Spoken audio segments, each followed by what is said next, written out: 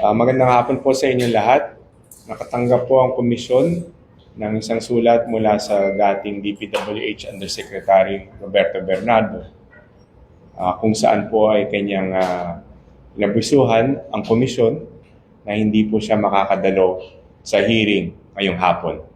Sa halip siya po ay nagsumite ng kanyang second supplementary affidavit. Nabanggit rin po niya sa kanyang sulat na itong second supplementary affidavit ay siya ring affidavit na kanyang binasa sa Blue Ribbon Committee ng Senado noong Biyernes, November 14, 2025. Nabanggit rin po sa sulat na siya po ngayon ay nag-a-apply under the Witness Protection Program or RA 6981. Dito po sa batas na ito, pinaliwanag niya that there is a confidentiality clause or provision wherein siya po ay pinagbabawal na mag-disclose ng anumang impormasyon na konektado sa kanyang application bilang maging state witness. Dahil po dito ay tinanggap po ng komisyon ng kanyang sulat at ang kanyang affidavit para mapag-aralan at masama sa aming investigasyon. Kaya ito po ang rason kung bakit hindi po natuloy ang ating hearing ngayong hapon. So gusto ko lang po ipaliwanag ito sa media, sa publiko, at maaari po akong sumagot ngayon ng mga questions related to this.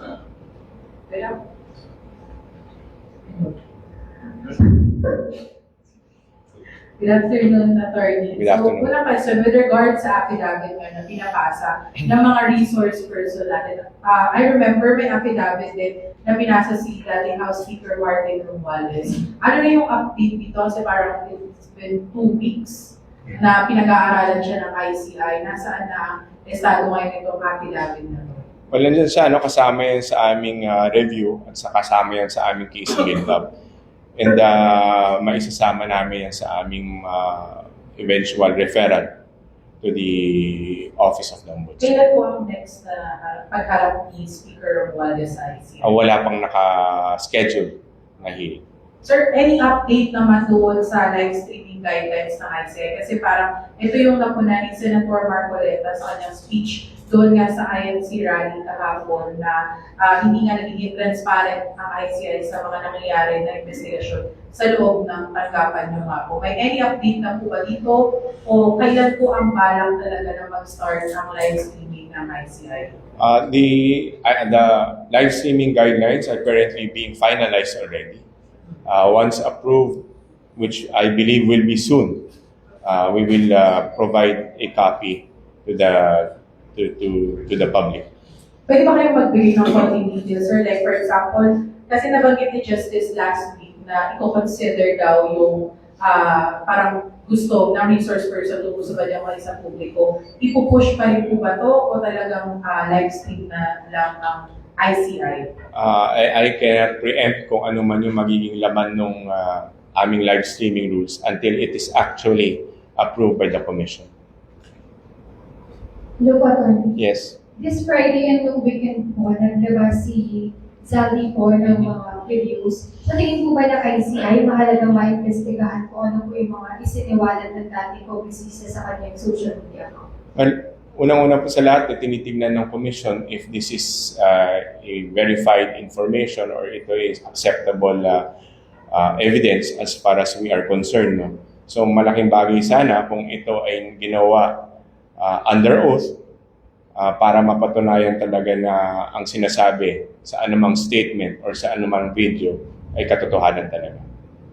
Follow, Atty. Pero welcome ba sa ICI kung magsusumite si Zaldi po ng sworn statement or ng makakaukulang ebidensya kahit nasa ibang bansa or kailangan ba talaga uuwi siya sa Pilipinas po? Well, any sworn affidavit which is in a way verified already will be very much welcomed by the Commission, and this will be used in our investigation.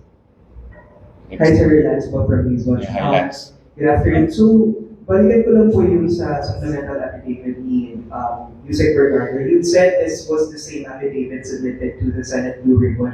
And we all know na nagdagan po yung mga lawmakers na involved doon sa kanyang affidavit. So do we also expect na ipapatawag po ba ng ICI yung mga lawmakers na binanggit ni Yusek Bernardo nung nagdaang hearing sa Senado? Sa ngayon, wala pa sinasabi yung, kasi kakasubmit lang naman ng affidavit. No? Pag-aaralan pa ito ng commission. But definitely, if they decide to invite these individuals, we will invite them as we have done before. Sir, yung last week sabi para 3 lawmakers yung pwedeng kasuhan for recommendation or pwedeng i-recommend for ang kaso ngayon sa Ombudsman. When will this happen po within the week? And meron na po ba tayong mga personalities that we can demolish? Well, titingnan namin no, kung kailan talaga masasubmit yan. But currently, we're preparing already the referrals. Hey, sir, good afternoon. Isaiah from PD4. Yeah, I see. Sir, regarding with Zaldico, paano kung hindi siya magsumite ng kanyang salaysay? Sinasabi nga niya sa video niya natatakot siya dahil baka daw ipapatay siya. Ano magiging action dito ng ICI? Well, nandyan yung affidavit, yung kanyang video. But nevertheless, we will treat it as a unverified and unsworn statement as far as we are concerned. Ang ebidensya kasi mas matibay kung talaga ito ay sworn to, no? Or verified. In this particular case, it is not. Pero sir, are we considering pa na may patawag, kabilang si patawag na rin or yung disinihan ng ating Pangulo since nabanggit niyo sa kanyang mga salaysay? Wala pang pinag-iisipan na ganyan ng commission. Thank you, sir. Sir, good afternoon. Balik lang kay si Bernardo. So, ibig sabihin, sir, no, na may application siya and confidential yung affidavits and probably official statements. So, we don't need him anymore or paano ba ito? Kailangan pa natin siyang i-collaborate? Given yung provision ng batas na pinagbabawal siya isiwalat kung ano man ang kanyang nalalaman or information which is connected to his application for being a state witness, then we would just have to follow the law. Meaning we cannot force him to appear here. Sir, ano po yung mga values? So, ibig sabihin, sir, you have the affidavit of Bernardo and the speaker. How are we using this if we're using this? Well, they're sworn statements, so their statements would have sufficient weight as far as our investigations are concerned. And like before, we would rely on them in our referrals to the Office of the Ombudsman. Tapos, sir, kahapon, medyo yung maybe majority, yung pong criticism is directed towards the commission, that meaning it's not being transparent, you may offer up, what's your answer? That's your reaction? Kasi sinasabi nila parang ilantad lahat and then, you know. Well, sabi nga namin, ang aming being transparent is shown through our actions, meaning nakita naman ninyo yung aming mga referrals. We already included there several high-ranking officials. And our cases, our job is still continuing. Tuloy-tuloy pa rin ang aming investigasyon. And alam ko, paulit-ulit na namin sinasabi to kung anong ebidensyang meron kami. At ito ay tumuturo to any individual who may be responsible on these anomalous projects, then we will include them in our referrals for possible filing of charges by the Ombudsman. Sticking to the subject, security cost, sir, yung mga videos na to the ICI, it's not actionable. Pardon me? It's not actionable, so you can't do anything about it. Hindi siya papasok bilang evidence sa ICI. Meaning, in terms of evidentiary weight, paano yun, sir? Well, tinitingnan rin namin dito, pag magre-refer kami kung ano man ang ebidensya namin, dapat to, it will hold water, it will hold the scrutiny by the courts. Alam naman natin, under the rules of evidence, that kailangan talaga, mga sworn affidavits to, kailangan talaga verified. And plus the fact that I just have to mention that the videos come in, alam niyo sa under the rules of evidence. Pagka video yan, kailangan dyan untampered, di ba? Dire-diretso. Plus the fact that there's also a requirement under the rules of court, on rules of evidence, that the person taking that video should verify, in fact, validate this video. So, nakita natin the fact that these were shown in tranches, baka mahirapan tayo na may submit to sa korte and for their to accept them as basis. If you're going to Evidence. describe the videos, how are you going to describe it from the perspective of the ICI? Well, what do you mean describe? I mean, in terms of value. Well, as I said, we're taking it with a grain of salt kasi nga hindi nga siya verified. We just have to take it at that. But in the meantime, mas mabuti siguro kung meron man may ganyan impormasyon, kung sino man ang may impormasyon na ganyan, pumunta talaga sa commission and testify under oath para talagang matibay ang ebidensya na makukuha ng commission para ito ay mabigay sa or maisama sa aming mga referrals at mailagay sa aming may submit sa Office of the Ombudsman. In other words, sir, you cannot use that as evidence. Well, definitely hindi pa namin makikita yan kasi hindi naman verifikado yan. Unless we have other evidence or submitted evidence which are verified, talagang malakas, doon namin talagang matutuunan ng pansin niya. Magagamit namin sa aming mga referrals. Last answer on the subject. It was just subpoena tayo sa kanya. Yes. Status na yun, sir. At chinecheck ko ngayon mukhang there's a return already that it was not accepted. And then the course of action for the ICI. The legal team will now look into the possibility of filing any petitions before the regional trial court for indirect contempt. But we have not made the decision yet. Wala pa.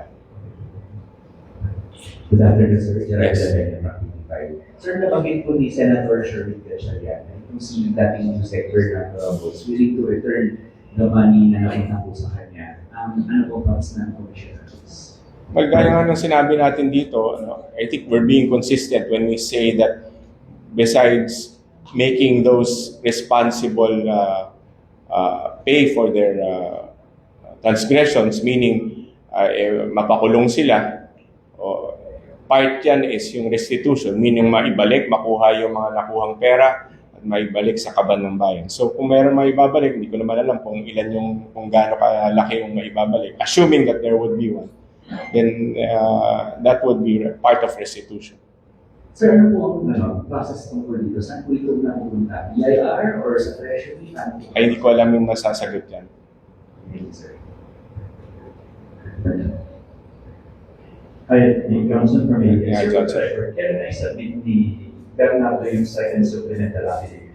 Ngayong hapon lang. Have you started reading the second? Ay, hindi pa kakakuha ko pa lang yung letter niya. Sa tanong ko sana, sir, meron bang information kayo or ICI na dun sa pangako ni Bernardo that he will return what he had stolen dun sa kanyang pagiging DPWH? Wala pa ako nababasa dun sa... Kasi as I said, I have to go to the affidavit itself. Pero wala akong nababasa pa sa akin. Or I think hindi pa naman yata nababanggit yun sa Blue Ribbon. So kasabay ng pagsasabi ni Bernardo that he will not attend the hearing, yung supplemental affidavit. Yes, binigay niya yan para mapag-aralan at may sama sa investigasyon ng commission. Sir, Eksakto yung yung second supplementary affidavit niya na binigay sa amin dun sa binasa niya sa Senado. thank you. Okay, Sir, last two. Sir, hi, Joseph from Manila. Sir, so if we connect yung allegations ni Salty Gomez, the President, and doon sa information na sinishare sa atin ng mga resource persons during the many hearings, are they making sense? I mean, was there a time that the President was being dropped during the investigation? Wala. I cannot comment on that, no, because I have to refer to the commission how they would act on this particular video, supposed video of former Congressman Saldico before I comment on that. Pero sir, may connection ba? Yung saan? Yung mga information na, yung allegation ni Saldico, tapos yung information siya mga na-share sa atin during the hearing. Wala. May hint ba na may involvement ng President? Kasi ayoko naman sabihin na totoo yung sinasabi dun sa video because as I said, hindi pa siya validated. So I cannot comment on that. So listen, how's the moral of the ICI, sir? How's the moral of the ICI? It's very high, no? In fact, we're doing our best to be able to comply with our mandate. Sir, John from DZL. Hi, John. There's an ongoing rally, anti-corruption rally, kaya religious group in Quirino. And then meron din separate sa People Power Monument. And then there's an outing sa November 30. Kamusta yung pagtanggap ng ICI dito? Is it pressure ba kayo considering grabe din yung call for transparency? Okay. Alam niyo yung hinihingi ng taong bayan dito sa mga rallies na to is for transparency, accountability, justice, and they're against corruption. Kung tutugunan ninyo yung mandato ng ICI, talagang tugma naman yun. So we welcome this and we're very happy that so far these rallies are very peaceful. So it's the right of the people to voice out their sentiments, to make known that they are against corruption, and we're one with them. That's why we're here. Kaya ngayon yung aming mandato. That's why we're going after those involved in these anomalous flood control projects. Last na ha.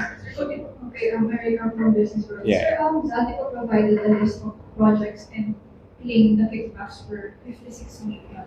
Parang yung sa site po ng ICI sa initial report is 21 million peso lang. Now, how does this affect the existing charges of the commission recommended to the ombudsman? Well, I cannot comment on that. Basically because, as I said, hindi verified yung video na yan. Hindi pa natin na-verify kung totoo ba talaga yung pinagsasabi dyan. Perhaps, and if and when sufficient, credible How about, sir, testimony and documents are presented to the commission, then we will look into them. How Okay. about, sir, yung list na bibigay ni Zaldico? Paano po It's the same thing. Those are not verified. They're not submitted. They're not verified under oath. Wala naman siyang affidavit na sinubmit together with those documents. So, as far as we're concerned, we cannot look into those immediately. Thank Sir, you. Last Wala. one, sir. As lang, sir. So, di ba sabi kasi ni House Speaker Boji D ay hindi sila pumunta ng Senate During Committee dahil nga mas pinili nila na dito na lang sa ICI hearing humarap. Ngayon, sir, would you recommend Zaldico na umuwi and humarap nga dito sa ICI hearing and sabihin yung mga sinabi niya doon sa kanyang mga videos? Last na yan, ha? So,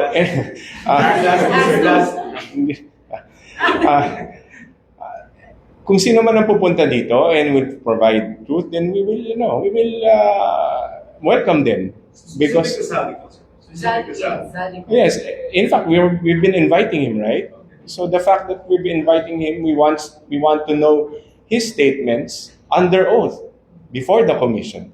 Kasi malaking bagay yun eh. Kailangan talaga nandito sila in person, testifying under oath para maging credible ang kanilang testimony. Okay? That's na. Sorry na lang, live stream, ibig sabihin, sir, yung calls for transparency, you are going to go public now. No? Pardon me? In the live stream, sir. In the context of the calls for transparency, and we are coming up with a live stream, we can say that the ICI is going to go public with the investigation. Well, what I can say is that we still don't have the rules. Once they've approved it, then we will provide the public a copy of that to the rules so they can meet it. So I cannot say what is inside or what is included in the rules for live streaming. Sir, may I just ask this? I don't know if this was asked to you, pero are you open to Zaldico appearing sa hearing through live stream? Through Zoom? Ay, hindi pa napag-usapan yan ng commission. Sir, as Very ano yan. Sir, kasi may threat nga sa buhay niya. So, paano siya pupunta dito? Paano natin ma-investigate yung mga ano niya? Well, that's the limitation. We've been trying to invite him. Definitely, because wala siya dito sa bansa, hindi siya maka-attend. May threat nga daw po sa life niya, sir. So, paano niya? Whether or not there is a threat against his life, I cannot comment on that. I don't know kung totoo yun or hindi. So, I cannot comment.